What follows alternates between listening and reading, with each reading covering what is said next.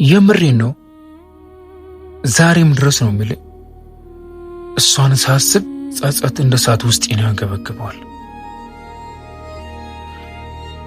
ባይገርምህ ትውውቃችን የጀመረው በአንድ ሬስቶራንት ውስጥ ነበር። እሷ ጽዳት ሰራተኛ፣ እኔ ደግሞ አስተናጋጅ። መቼም ቢሆን በዩኒፎርም መደበቅ ህመሙ ቀላል አይደለም። ታውቃለህ፣ ድካምህን፣ ህመምህን ሁሉ ይሸፍናል። ምናልባት ግን ጥቂቶቹ ናቸው ከዛ ጀርባ ያለውን ሰውነትን የሚያዩት። ያቺ ጽዳት ሰራተኛ አልነበረችም እኮ። አይኖቿ ላይ ጽናት፣ ፈገግታዋ ላይ ደግሞ ተስፋ ይታይባት ነበረ። ባይገርም የሥራ ፍቅሯ በጣም ነበር የሚያስደንቀኝ። ታውቃለህ፣ ከሆነ ቀን ጀምሮ ግን ከስራ አብረን ስንወጣ መንገዳችን አንድ ሆነ እና በመንገድ ላይ ምን እንደምታይኝ ታውቃለህ?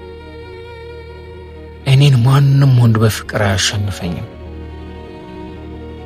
ታዲያ በዚህ ንግግሯ የተነሳ ምን ብዬ ጀጅ ባደርጋት ጥሩ ነው? ሲበዛ አጉል ድርቅና ያለባት ልጅ ናት ብዬ ቸል እንድላት አደረገኝ። ግን ተሳስቼ ነበር። የምር በጣም ነበር የተሳሳትኩት። ለምን ብትለኝ ይህን እያለችኝ እንኳ ቀሪ ጊዜዋን የምታሳልፈው ከኔ ጋር ስለነበር ነው። ሰው ጊዜውን ከመስጠት ሌላ ምን ሊሰጥ ይችላል? እና አንድ ቀን ከክፍለ ሀገር አያቴ እንዳረፈ ተነገረኝና ስራዬን አቋርጬ ወደ ክፍለ ሀገር ሄድኩ። እንግዲህ የታሪኩ ምጥ የሚጀምረው እዚህ ላይ ነው። ገባ? እኔ ምንም በማላስታውሳት ሰዓት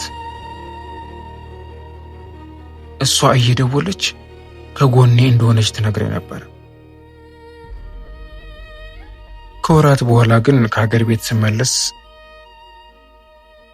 ታውቃለህ፣ መቼም አንዴ ወደ ወጣህበት ቤት ተመልሰህ አትሄድምና ወደዛ ሬስቶራንት በፍጹም አልሄድኩም። በፍጹም ማለት ነው።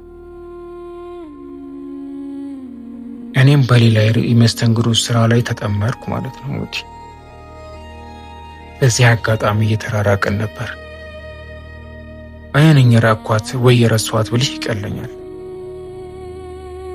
እሷ ግን መደወሏን አልተወችውም ነበር። ሁልጊዜ ትደውልልኛለች። ታዲያ አንድ ቀን ደውላ ቀጠረችኝና ላገኛት ስሄድ አንድ ቡና ቤት ውስጥ ኩርመት ብላ ተቀምጣ አገኘኋት። ወይ ስታሳዝን! አይኖቿ ናፍቆት እና ስስት ተደራረቡበት ነበር። ዝምታዋ በዝቷል። ፍስስ ብላለች። በቃ የሆነ ነገሯ እንደተለወጠ ይገባኛል። ከትንሽ ቆይታ በኋላ ጉንጬን ሳም አድርጋ እወድሃለሁ ብላ አንገቷን አንቀረቀረች። አስበው፣ ያኔ ነበር ከሰመመን የነቃሁት። አይኔን ገልጬ የተመለከትኳት። በጣም ነበር ያሳዘነች። ውስጤ ስፍስፍ ነበር ያለው እና ምን እንዳልኳት ታውቃለህ? በመሃል ሰው ገባ እንዴ ስላት እንደዛ ነገር አለችኝና አንገቷን ደፋች። በዚያች ዕለት ራስ ምታት የሚያስዝ ነገር ሰምቼ ወደ ቤቷ ሸኘኋትና ተመለስኩ። ከዚያች ቀን በኋላ ነበር የህይወቷ ፈተና ሀብሎ የጀመረው። አንዳንዴ ታውቃለህ፣ ስህተቶቻችን የሚገባን የሌሎችን ሰዎች ህይወት ስናበላሽ ወይ ደግሞ የምንወዳቸው ሰዎች ሲጎዱ ነው።